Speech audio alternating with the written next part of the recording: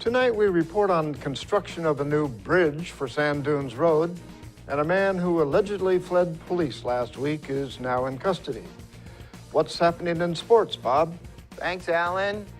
Quincy Soccer picks up a much-needed win, and a world record-setting former Olympian conducts a clinic at the Moses Lake Pool. Here's a glance at our Weather Center forecast. Hello everyone, I'm Chasteline Rodriguez. Breezy overnight. There is some disturbance along the Cascades. Will that impact our area? I will have more details for you in just a bit. I'm Alan Troop, and we have all this and much more on iFIBER 1 News. From the iFIBER 1 HD studio here in the heart of the Columbia Basin, this is iFIBER 1 News. Your #1 source for local news, sports headlines, and our very own Weather Center forecast covering the entire Columbia Basin. This is iFIBER 1 News, and it starts now.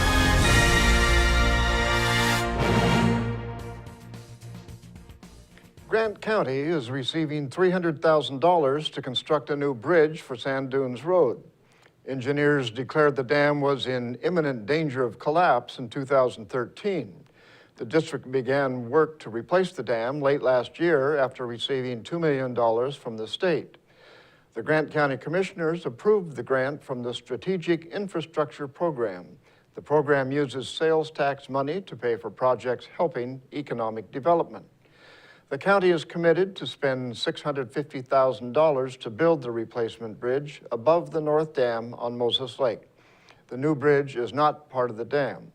The bridge is expected to be finished in May. Basin feed in Moses Lake was packed with baby animals on Saturday for Chick Day. The event brought families from across Grant County to get an up-close look at the animals. Reporter Devin Higgins has that story. Grant County residents turned out on a windy Saturday at the Moses Lake Basin Feed and Supply to get up close and personal with creatures great and small.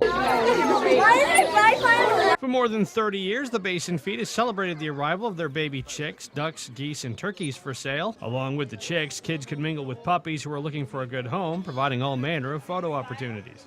Outside, another breed of dog was being enjoyed as free hot dogs were grilled up by the Basin Feed staff and kids were able to mingle with a much bigger bird. Across the lot, the Stardust Cowgirls drill team was looking after the petting zoo of ponies, cows, sheep, and goats. Tiffany Montgomery said Chick Day provided an opportunity to introduce the new team to the rest of Moses Lake. So we started, this is our first year, this is kind of our coming out thing. Our goal is to ride in the rodeos. It's actually been a really good turnout. We've had a lot of pony rides today, but and then we have all of our little selling good stuff to go to we're a nonprofit organization, and all that stuff is going towards our shacks, so we're getting custom ordered and everything, but we've had a lot of donations come in.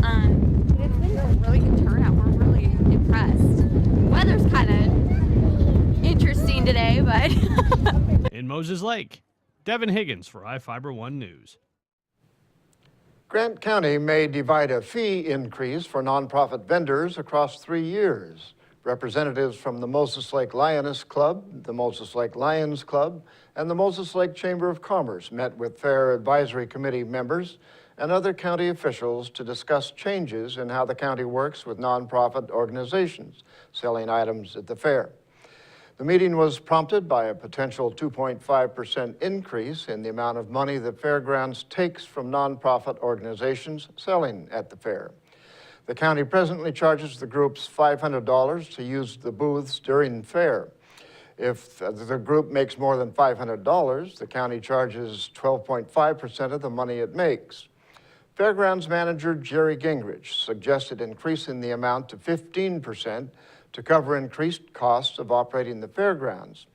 Gingrich suggested having a 3-year contract and raising the rates across the length of the contract. The vendors agreed.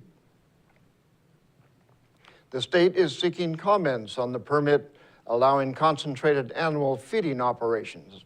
To reach people using an overall state permit and the people living near the operations, the State Department of Ecology is holding meetings in Zilla and Bellingham in April.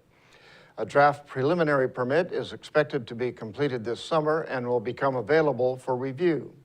The permits are intended to protect public water by directing the management of animal manure at facilities containing a large number of livestock, poultry, or other animals. The state had a general permit to allow 10 facilities to operate, but it expired in 2011, and Ecology is in the process of updating the permit. Ecology is going to present information about the permit and the permit update and accept comments and answer questions during the meetings. The first meeting is on April 21st at 6 p.m. at the Zilla Civic Center. And now we take a look at people being sought by law enforcement. This is Sheriff Tom Jones with the Grant County Sheriff's Office. Each of the people you see here have a warrant for their arrest. If you see any of these people, we ask you do not attempt to detain or apprehend them, but call us at 509-762-1160 or send us an email at crimetips@co.grant.wa.us. If the person is presenting a danger, call 911. With your help, we can bring these people to justice and make our community safer. We'll take a short break and be right back.